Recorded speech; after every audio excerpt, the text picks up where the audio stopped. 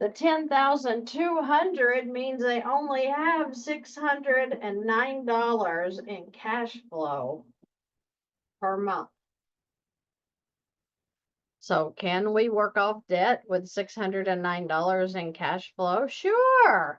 Sure, we can slowly work through the debt, or we could use Money Max. Money Max will help us, you know? But what else could we do that would change everything that's going on in this family's life right now? And they have a medical issues going on top of this, okay? So they maybe go over this expense. They have a lot of things going on in their lives, as you may have. So when I worked with this couple today, I thought, what happens if we take all of this high interest that they're paying and we find another tool at the bank that may reduce the interest and help them to breathe a little bit? So when we ran some numbers and we went through a few things, I'll write it out here for you just so you can see what this looks like. We talked about with them that maybe, just maybe, they could do a first lien because their mortgage is at $224,000, right? But they have it's like the value was right around $500,000. But what I did was I took 400 just so to make sure we have plenty of room to work. So 400,000 for their value of their home. Took that times 85% because they're in a state that allows up to 85%. So let's do the math. 400,000 times 85% is 340,000.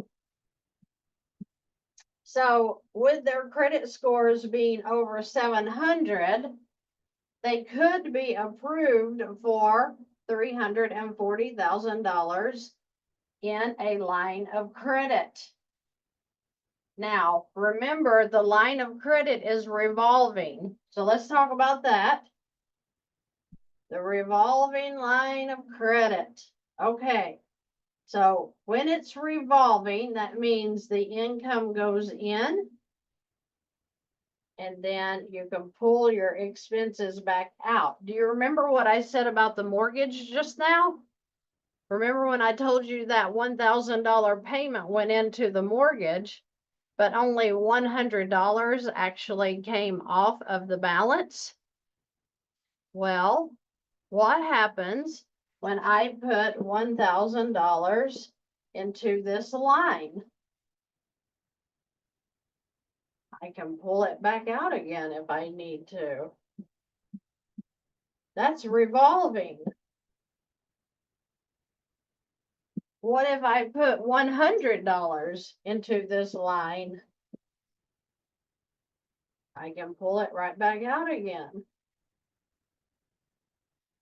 What if I put my whole paycheck of $10,200 into this line?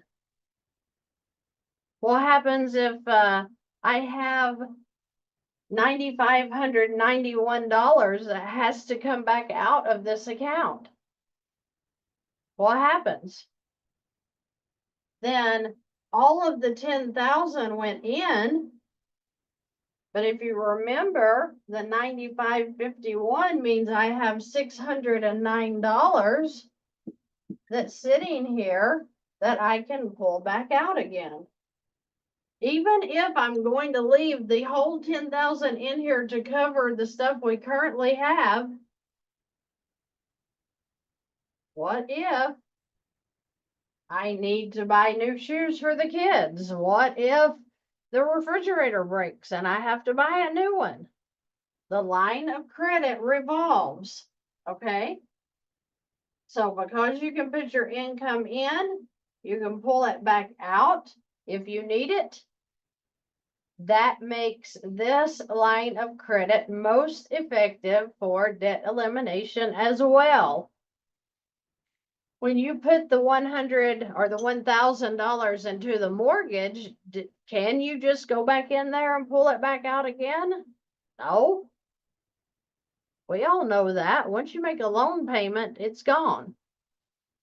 But once you make a payment into a line, it's available for you to pull it back out again. That's what the beautiful thing is about using a revolving line of credit. So if you look at your banks, call them up, talk to them, drop in, say, hey, could you tell me a little bit about what kind of revolving lines of credit that you have? If you get somebody that knows anything about what they do for their job at the bank, you might get some good answers. But you might, as soon as you ask for that line of credit, I'm not even going to say you might, I'm going to say you will get somebody that says, well, the loan is the better option. You need to go with the loan because it has a lower interest rate. Probably the most aggravating phrase I hear every day. Well, the banker told me that I need to get a loan because the interest rate is lower.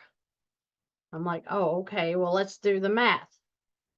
Okay, so when you do the math and you understand what the difference is between the amortization schedule and the simple interest product or tool, then you learn that, wait a minute, 8% on a line of credit is less than 3% on a mortgage? What? Yes. Some of you don't know that you don't know. That almost sounded rude, but you may be sitting there thinking, this lady is crazy. What is she talking about? Because we can look at the interest rate and we can tell that a 3% mortgage rate, of course, that's less than an 8% line of credit. Is it? Is it really? Study what the amortization schedule is before you answer that question. We just need to get educated. Okay, so let's go back to where we were talking about what this is going to look like. So I told you that the value of this home for this couple I worked with was $400,000.